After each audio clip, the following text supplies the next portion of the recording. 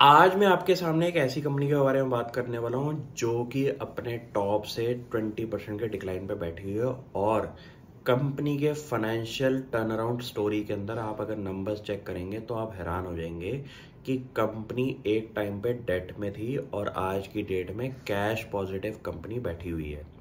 इस कंपनी का रंग रूप कैसे चेंज हुआ कि इंडिया का इंफ्रास्ट्रक्चर स्टोरी पे आप फोकस करें, तभी आप कंपनी के फाइनेंशियल टर्न अराउंड स्टोरी पे भी विश्वास करेंगे।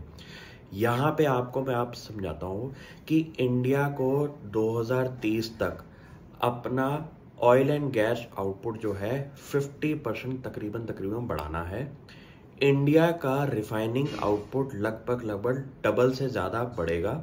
और सबसे बड़ी बात है कि सिटी गैस डिस्ट्रीब्यूशन के अंदर जो पाइपलाइंस का बिजनेस है उसके अंदर मार्केट के अंदर महाराष्ट्र सीमलेस कंपनी की लीडरशिप पोजीशन है। आपको ये समझना पड़ेगा कि ऐसे स्केल के अंदर जो कंपनी काम कर रही है, जहाँ पे इंडस्ट्री ही आपकी 50-100% ग्रो होने वाली है। हमारे मोदी जी ने भी बोल दिया है कि पाइप जो गैस है वो हर घर में होनी चाहिए। इस सिचुएशन पे इंडिया का इंफ्रास्ट्रक्चर डेवलपमेंट जो हो रहा है, वहाँ पे भर भर के कंपनीज हैं जिन्होंने अपने टेंडर्स निकाले हैं। For example GAIL, for example BPCL, for example IOCL. ये तीन बड़ी कंपनी जो गवर्नमेंट के सेक्टर से हैं, उन्होंने इतने बड़े बड़े टेंडर निकाले हुए हैं गैस पाइपलाइंस के लेके। और सबसे बड़ी बात है कि इंडिया के अंदर कुछ ही कंपनीज हैं जो कि इनके टेंडर्स को फिल कर सकती हैं बिकॉज ऑफ सेफ्टी कंसर्न। ये एक ऐसी पाइपलाइंस होती हैं जहां पे आपको एक तो जो ग्रेड ऑफ क्वालिटी है वो टॉप नॉच रखनी है, क्योंकि हल्की सी भी इन पाइपलाइंस के अंदर अगर दिक्कत आई तो नेशनल सिक्योरिटी पे जाके दिक्कत आ सकती है और पूरा का पूरा एरिया जो है वो आपका सिक्योरिटी रिस्क में जा सकता है।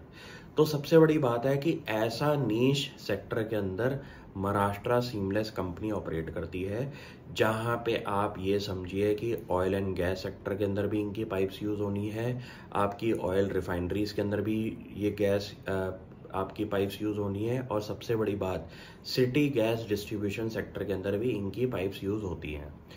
और ऐसा करने से आपको ये समझ में आ जाएगा कि किसी कंपनी का अगर customer base ONGC, BPCL, IOCL जैसी कंपनीज हैं तो इनके जो बड़े बड़े टेंडर्स का कंट्रीब्यूशन है वो महाराष्ट्र सीमलेस कंपनी को भी मिलेगा।